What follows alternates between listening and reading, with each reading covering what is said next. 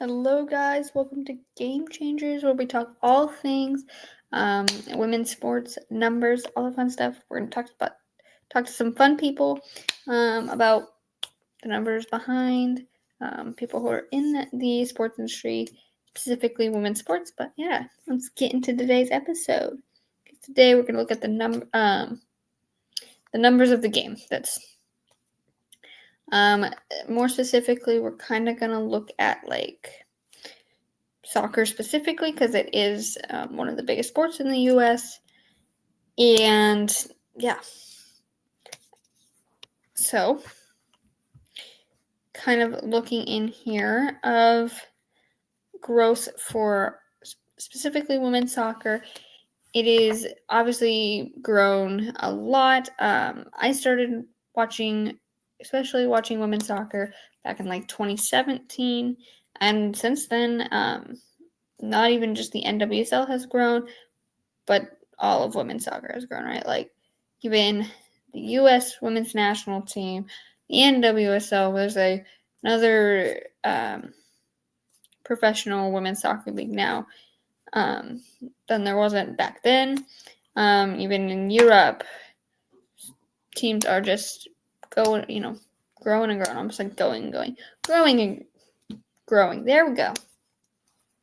So yeah, and it's even I think grown a little bit like the league, the Liga MX female. So yeah, that was, oh my god, why was this so hard to say? Anyway, yeah, it's grown in all different countries. It's starting to grow in other countries as well. So yeah, it's super exciting. We're gonna kind of look at even the MLS, kind of the popularity distinction that I think a lot of people tend to have with the MLS. So yeah, for starters though, we are going to look at the growth within the next few years of women's soccer here. I just forgot I gotta share my screen. Nope, share screen. Okay. Share screen. We'll share that one. Alright. So women's soccer is experiencing significant global growth, with predictions indicating it will become one of the world's top 5 sports by 2030. So the growth is fueled by rising viewership, increased attendance at matches, and expanding media coverage. So yeah, again, it is, I would say in the growth of anything, it is always about supporting and making, support in whatever way you can, whether that's watching on TV, going to games, merch, stuff like that, getting tickets, all that. It does help show people that this is something that, people want to see and people want. And then, wait, that's not what I wanted. So we're going to look at this Forbes article, or at least maybe part of it. So women's soccer could be a top 5 global sport by 2030. I'm trying to get this to go down.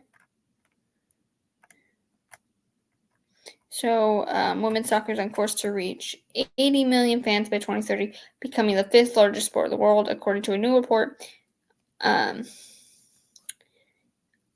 Undervalued to unstoppable. Lee leverages data from. I hate when it does that. Okay, I need to be able to read this thing. Please. I would like to be able to read this thing. Okay, there we go.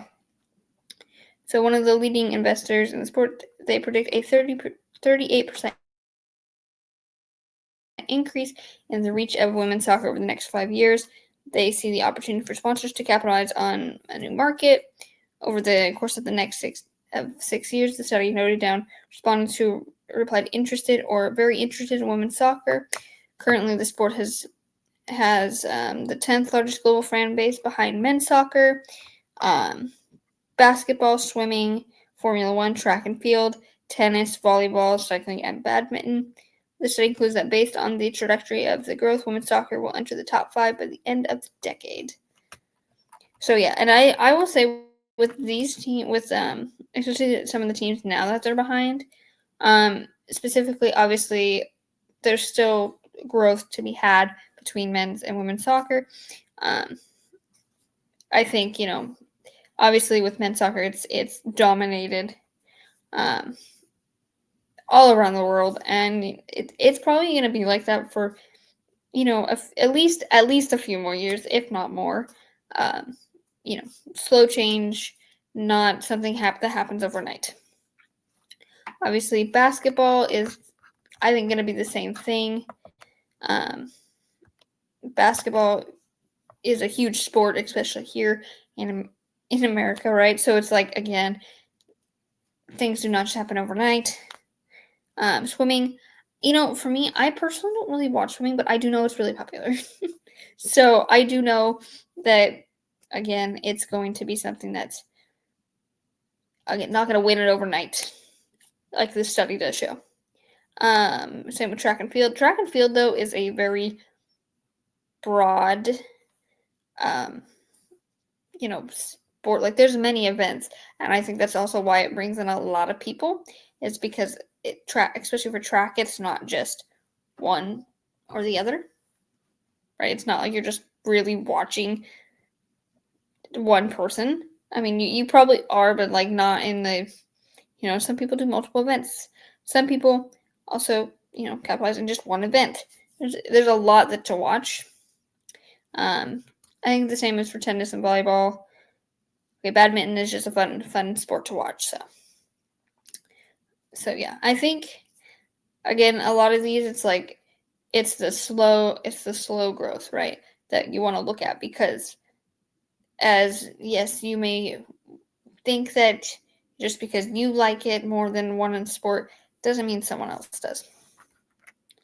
The projected growth is expected to spike for the next 5 years, with major women's international tournaments in 2029, the year of the next Women's Euro. They are predicted the global franchise of the game will exceed 80 million before leveling off in 2030, which I think could be pretty fair, especially with the Euros, especially this year with now more eyes tuning in of like who's going to be the best team in Europe.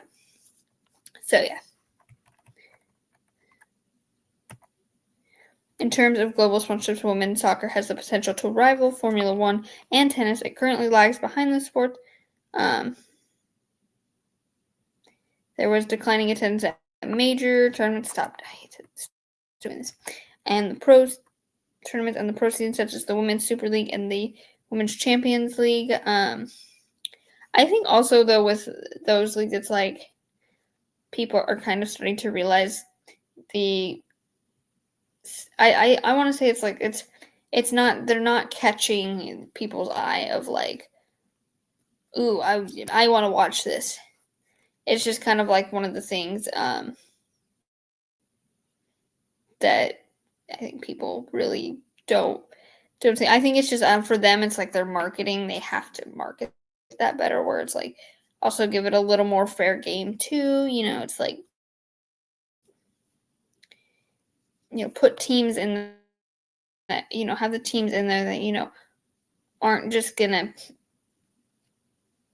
like mix match each other, right? So like you have your really low teams, but you also have your really high teams, and it's like it's sometimes it's that predictability of like, okay, we know who's gonna win. Europe is seen as a powerhouse in driving the growth of the women's game. Within the United Kingdom, fan interest in the women's game doubled between January and July 2022, ahead of the Women's Euros hosted by England. With Switzerland staging the competition this year, there has been a 22% increase there in appreciation of the game. I think also a lot of that has to do with like there's more in behind the scenes of like you can now players from Europe can more easily play in the NWSL, and more NWSL players can go play overseas in Europe, and I think it's just a lot easier and more accessible to, kind of see, like, okay, I don't have to, like, especially here in the US, like, I don't have to play all 4 years in college and then, maybe be drafted. Because, in all honesty, only they don't really do that, especially in, like, England, especially, with, like, drafts, and, like, especially, like, sports drafts. So it is sometimes it's like they get more of that option, right? Like, they have the option to continue their game and grow their game somewhere else if they so please, obviously within reason of, like, contract, all that stuff. Like, there's a lot that goes on behind that, but yeah. Okay. The other thing I kind of want to also look at is the difference between the grassroots program in like England and in the US, because their grassroots structures are actually very different on how they develop and all that stuff. So, okay, let me see. So we're going to look at this article here. So in England, football, it is deeply integrated in the culture and has more established traditional structure at the grassroots level. So they, again, like, let's see. Okay, why my laptop does not want to work today.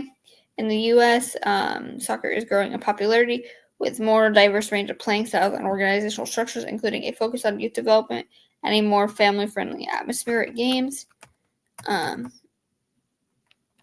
Yeah. So, like, England, deep-rooted tradition. Football in England has a long history with a strong emphasis on traditional leagues and clubs, particularly at the grassroots level. So, like, they have from a young age, working up through academy, like academy teams, and then going on to the first team.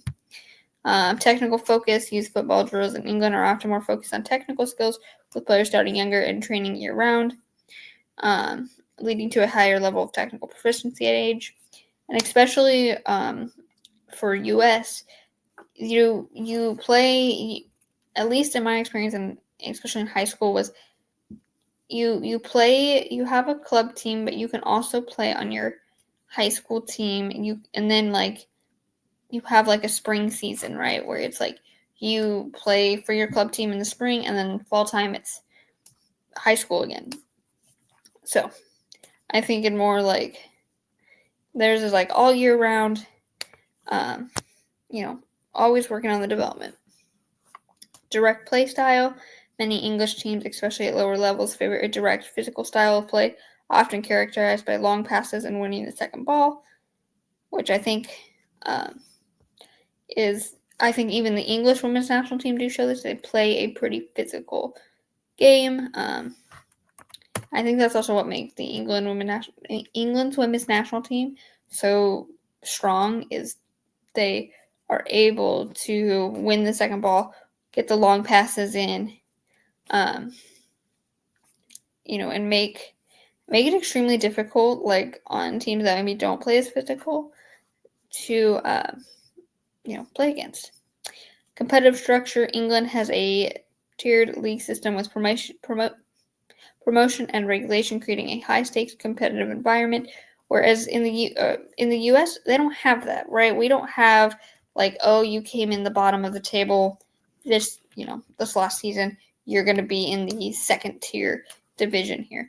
We don't really have that. We have kind of like, level 1, level 2 type of thing, where it's like you don't really move down if you're just. And we also go into a playoff type structure, where in most leagues in Europe they don't really do that, where you have, the team with the most points at the end of the season are the winners, are the cup winners. Whereas, like, in the US, it's like, okay, well, especially for the NWSL, you have the Shield, the NWSL Shield.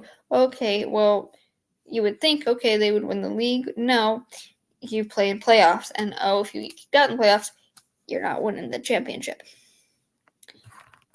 For the United States, growing popularity, soccer in the U.S. is experiencing rapid growth, particularly in youth participation and professional leagues. Yes, and I think especially with coming and seeing this, it's like the younger, you get started, the more it's like, okay, you can ingrain yourself into the system and kind of figure out how, maybe what your path wants to be, because especially here in the US, we are seeing, younger players like who were teens playing in the league, right? So it's like they have, so they're making room for the youth, right? Of like, okay, we can, we see the growth here because, once the players that get older,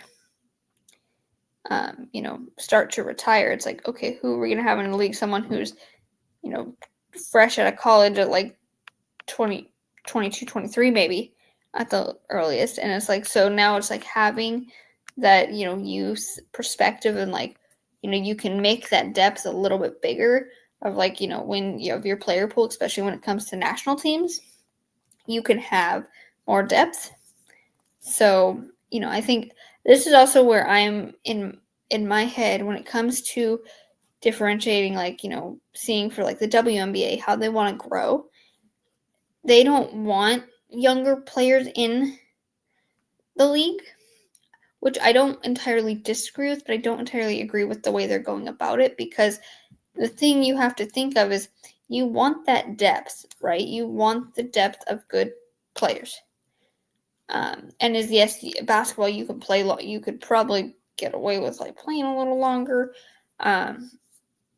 It's still a physical sport. It's still taxing our body, but I think there's just not that depth of like players, where it's as if like someone who is like fresh out of college is like, yes, these players, and yes, it's bringing in attraction, but it's like you can't just rely on someone you just watched in college, right? It's like who who've done all their eligibility and all of that. It's like you've really never hear someone say like they've foregone the draft, or to forego the rest of the college and play, like not at like year 3 or something. You don't really hear that as much, and I think just in terms of that, I think it's really important that they have that growth, because I think integrating at least some part of it will help a little bit. Anyway, to finish off here, family-friendly atmosphere. U.S. soccer culture often promotes a more family-friendly atmosphere at games, with a focus on creating positive experiences for fans of all ages. And I think that has to say to any sport here in America, because it's like some things. It's like we have what we call mascots, right? Like especially even at basketball games, it's like you see mascots. I really have never seen. You could all tell me I'm wrong, but I have never seen anything from like any like overseas they have mascots. I have never seen that. Quote me if I'm wrong, but I have not seen that. Emphasis on youth development. The U.S. has invested heavily in youth development programs with a focus on creating a pathway for young players to progress to professional leagues. Yeah, and I think also like, especially some of the club teams nowadays, it's like they really hit on like, this is what it's going to take to be a professional, and like having, again, I think that growth between like coaches who have coached professional, women's professionals, and having, players who want to make that step, and regardless of how the path they want to do it. Different league structure, unlike the promotion regulation system in England, the MLS operates a closed league with no promotion or regulation, and that's pretty much any league here in America. They don't really do that. So I feel like for some of these, it's like, especially for the MLS though, it's like the MLS is still very much growing. It is definitely not as, in terms of the world here, it is not as big as some of the biggest, leagues here. Okay, like the depth that the MLS has is nothing compared to other big leagues. in Europe. As yes, I know like Messi has brought attention to the MLS. There have been some players who have made that switch. I think the MLS still has a long way to go in just kind of figuring out how they want to make that competitive edge. Maybe some guidelines for like how, like, especially, I mean, I want to see even stricter guidelines on how how the teams should be managed. I just think there are some like teams that are just not mismanaged and aren't in the best like taken care of. So I think there's a little things that the MLS could do there. All right, now we're gonna finish off with a little fun little fact day here. We all ready? Okay. Oops, I clicked on the wrong one. I meant to share screen and forget that I gotta click it. Oh wait, oops. I clicked the wrong one. Hi again. All right. So for the most popular leagues here in the U.S., so in the United States, Major League Soccer is the most popular professional soccer league. However, international leagues like the Premier League, La Liga, and Bundesliga also have large and growing followings. Additionally, the USL Championship is a prominent lower division league. So, yeah, obviously the MLS is probably going to be one of them, at least here in America, just because it's the most accessible too. Like, anyone can watch any MLS game. It's pretty easy to find, with some exceptions.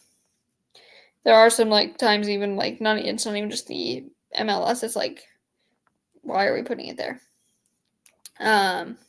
The Premier League and like the Bundesliga, especially, like they have some of like the top talent in the world, whereas the MLS is like, yes, they have some of that top talent from in the world, but I don't think it's as much as these leagues have. Whereas like I think the MLS can still capitalize on that. So yeah, I mean, we'll see from there. Anyway, I do hope you guys enjoyed today's episode. And I will see you guys next week with a brand new episode of Game Changers. Peace.